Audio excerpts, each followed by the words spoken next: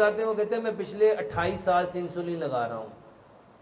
میرے دماغ نے کبھی یہ کام نہیں کیا تھا کہ میں نے تو کبھی کچھ نہیں. وہ خود ڈاکٹر ہے, کہتا ہے ڈاکٹر صاحب مجھے خود کبھی نہیں آیا کہ میں کبھی ڈاکٹر سے پوچھوں کہ یار مجھے پینکریاس کا علاج کرواؤ. میرا یہ دعویٰ ہے الحمدللہ.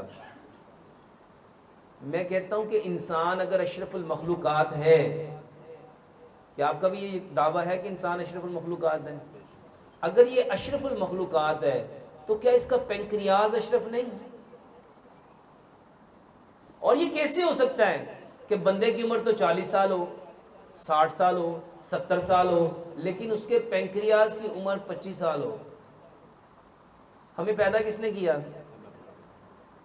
تو کیا ایسا ہو سکتا ہے کہ اللہ نے مجھے تو 40 سال زندگی دی ہو, جو لوگ کہتے ہیں اس بندے کو 28 سال ہو گئے انسولین لگاتے ہیں.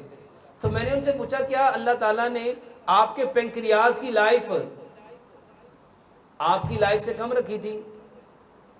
کہنے لگا نہیں. تو میں کہ اگر کم نہیں رکھی تو وہ جو کم ہوئی ہے وہ جس وجہ سے ہوئی ہے اس وجہ کو چھوڑنا چاہیے کہ انسولین لگانی چاہیے؟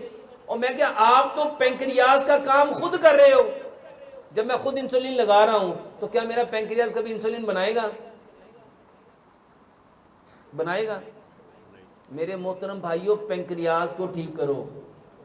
اور میں آپ کو ایک مزے کی بات بتاتا ہوں. اللہ سبحانہ و تعالیٰ نے جو انسان تخلیق کیا ہے نا, یہ دنیا میں سب سے یونیک ہے. اگر ہمارا ناخن دوبارہ سے آ سکتا ہے, ہمارا گوشت دوبارہ سے آ سکتا ہے, تو میرے محترم بھائیوں اگر پینکریاز خراب ہو گئے تو وہ ٹھیک کیوں نہیں ہو سکتا؟ یہ کس نے کہہ دیا آپ کو کہ بندے کی عمر تو 40 سال ہو اور پینکریاز کی عمر 25 سال ہو, بندے کی عمر 70 سال ہو اور پینکریاز کی عمر 30 سال ہو؟ میرے محترم بھائیوں, پینکریاز خراب کیا ہے ہم نے, کیونکہ اللہ قرآن میں فرماتے ہیں تم پہ جتنی بیماریاں آتی ہیں بما کسبت ایدیہم, یہ تمہارے ہاتھوں کی کمائی ہے, یہ تم نے خود کیا ہے. تو میرے محترم بھائیوں, جیسے خود کیا تھا توبہ کرو, وہ ٹھیک بھی ہو جائے گی.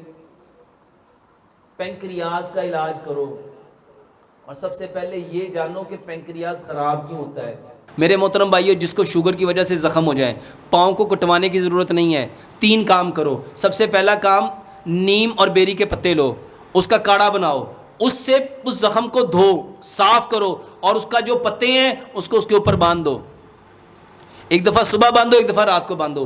اسی پانی کے ساتھ اس کو کھول کے دھو کے صاف کر کے وہی پتے اس کے اوپر لگا کے اس کے اوپر باندھو. اور صبح اٹھ کے رات کو کیلے کے ساتھ دانت صاف کرو, رات کو کیلے کے ساتھ دانت صاف کرو, اور صبح اٹھ کے بسم اللہ پڑھ کے سورۃ فاتحہ پڑھ کے اپنا تھوک اپنے زخم کے اوپر لگاؤ. بہترین علاج ہے. کبھی جانوروں کو دیکھا ان کو زخم ہو جائے تو وہ کیا کرتے ہیں؟ اپنے تھوک سے چاٹتے ہیں. یہ بہترین علاج ہے. تیسرے نمبر پہ یہ جو کلونجی میتھی دانے کا پانی ہے, یہ صبح دوپہر شام کھانے سے آدھا گھنٹہ پہلے لو. ادرک لہسن پودینے ناردانے کی چٹنی ہر کھانے کے ساتھ 1 بڑا چمچ لو. رات کو 1 گلاس دودھ لو, آدھی چائے کی چمچ ہلدی, آدھی چائے کی چمچ دار چینی, آدھی چائے کی چمچ سونف, 2 سبز الائچیاں, 2 لونگ. اس کو اتنا پکاؤ 1 گلاس پونا رہ جائے. 1 گلاس صبح, 1 دوپہر, 1 شام, 3 ٹائم. میرے محترم بھائیو, یہ دودھ پیو, یہ شوگر کا بہترین علاج ہے.